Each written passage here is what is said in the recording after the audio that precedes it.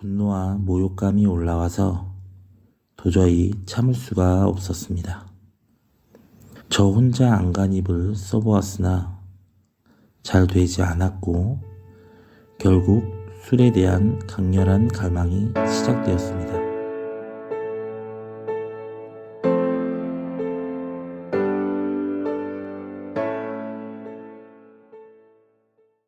(2022년 12월 2일) 저는 알코올 전문 병원에서 퇴원하였습니다. 입원해 있는 동안 앞으로의 회복하는 삶을 꿈꾸며 퇴원 이후의 계획을 나름대로 철저히 세웠습니다. 그리고 바로 다음 날인 12월 3일부터 AA 모임을 참석하며 그 계획을 실행했습니다. 처음 계획은 적어도 주에 3회는 AA 모임에 참석하자는 것이었습니다. 그리고 주 2회 중독센터에 방문하고 주 1회는 병원 외래 진료, 주 1회는 병원 자주 모임, 주 1회는 불교 대학 수업, 그 외에도 매일 꾸준한 운동을 하고 주말은 가족들과의 시간을 보내야겠다고 마음을 먹고 저는 제가 철저히 세운 계획들을 지키며 지내고 있었습니다. 그렇게 단주를 시작한 지 70여일이 지난 2023년 2월 아내와 크게 다투게 되면서 저에게 위기가 찾아왔습니다. 분노와 모욕감이 올라와서 도저히 참을 수가 없었습니다. 저 혼자 안간힘을 써보았으나 잘 되지 않았고 결국 술에 대한 강렬한 갈망이 시작되었습니다. 단주를 하고 처음으로 술을 마시는 것에 대해 진지하게 고민하게 된 것입니다.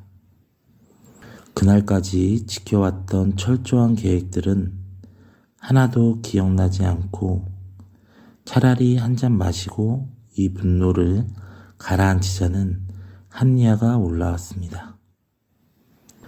도망치듯 집을 뛰쳐나왔을 때 제 머릿속에는 두 가지 선택지가 떠올랐습니다. 내 분노를 폭발시켜 아내에게 되갚아 줄 것인가? 아니면 그냥 넘어가 주는 대신 내 단주를 포기할 것인가? 다른 방법은 없었습니다.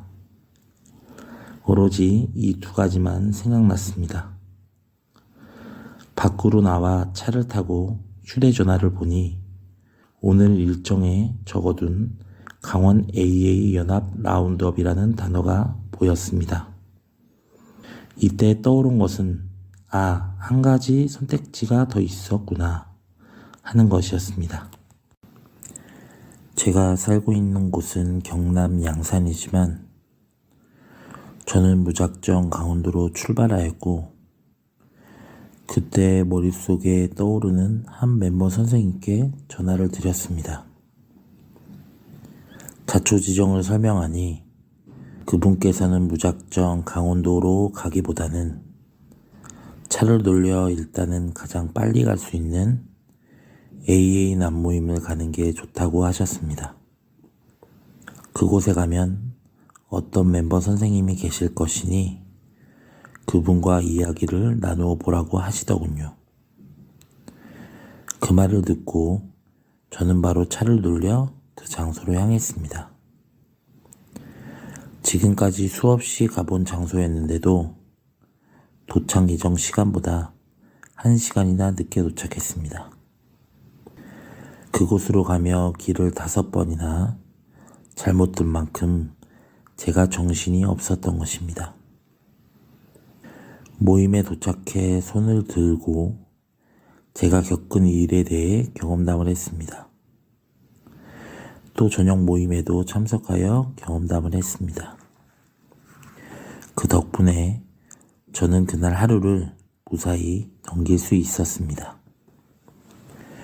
그렇게 아내와 크게 싸운 이후로부터 저는 어머님 집에 혼자 지내며 밤낮 할 것 없이 하루도 쉬지 않고 AA 모임을 다녔습니다. 이 끈을 놓으면 바로 술잔을 잡으리라는 것을 지금까지의 경험을 통해 이미 너무나도 잘 알고 있었습니다. 하지만 머리로는 충분히 알고 있음에도 불구하고 20년 넘게 반복되었던 음주 습관은 정말 무서웠습니다. 비록 술은 마시지 않았지만 술에 대한 갈망이 올라오고 처음 일주일간은 말도 안 되는 행동들을 하기 시작했습니다. 정말 어처구니 없는 실수들이 이어졌습니다. 한 번은 마트에 가서 한참 시장을 보고 마지막에 계산대 앞에 가서야 저에게 카드도 돈도 없다는 것을 알게 된 날이었습니다.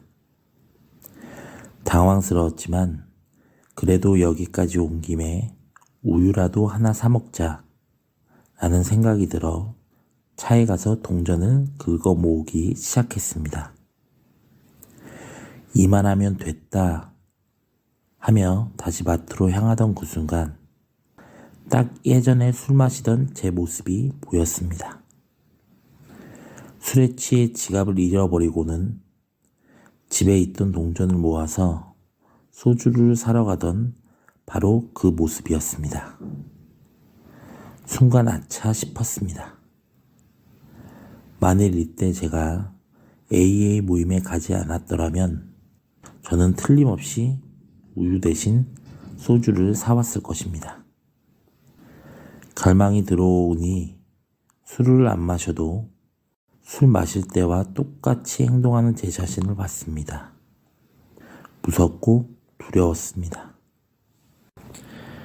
그 갈망감에서 벗어나기 위해 저는 온종일 AA 모임만 찾아다녔고 그렇게 정신없이 2주가 흘러갔습니다. 가는 곳마다 그날의 일들을 경험담으로 이야기했습니다. 제 경험담의 시작은 늘 아내에 대한 분노와 원망이었습니다. 그런데 계속해서 경험담을 하다 보니 어느 순간 저 역시 잘한 것이 없음을 깨닫게 되었고 제가 잘못한 것에 대한 반성을 하게 되었습니다. 그러자 신기하게도 그렇게 고통스럽던 갈망이 사라졌습니다. 그리고 아내와 싸운 일로부터 자유롭다고 느꼈습니다. 그때 깨달았습니다. 갈망이란 내가 내 감정을 올바르게 해소하지 못할 때 생기는 것이고 그것을 처리하지 못하면 나는 결국 술을 마시게 되는구나. 그 이후 매일 모임에 참석해 사소한 감정이라도 그날 경험담으로 털어놓기 시작했습니다. 예전 같으면 그냥 혼자 참고 쌓아두었을 일들을 이렇게 매일매일 청소하고 나니 서서히 머리가 맑아지는 게 느껴졌습니다. 그리고 멤버 선생님들과 함께 병원과 센터에 메시지를 다니기 시작했습니다.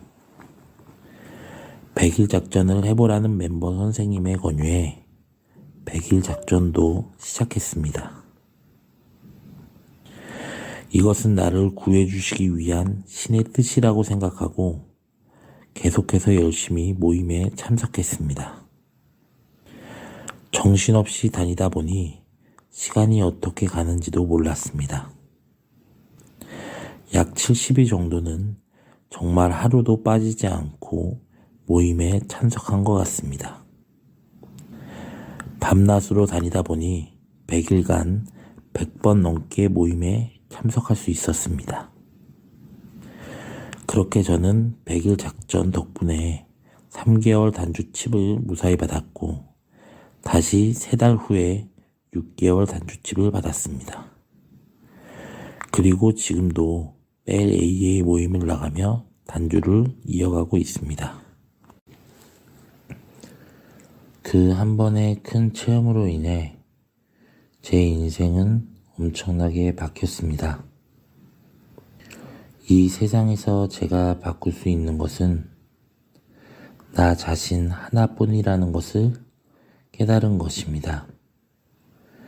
그리고 올라오는 감정들 또한 제가 어쩔 수 없다는 것도 알게 되었습니다. 예전에는 그 감정들을 어떻게 이겨보려고 맞서기도 했습니다. 하지만 지금은 압니다.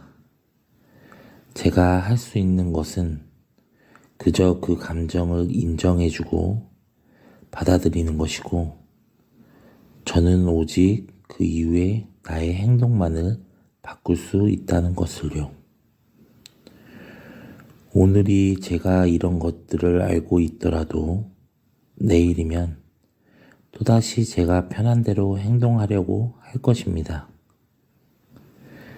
그래서 저는 매일 제 두 발로 AA 모임에 참석하며 제가 알코올 중독자이며 술에 무력하다는 사실을 시인하고 잊지 않으려 합니다.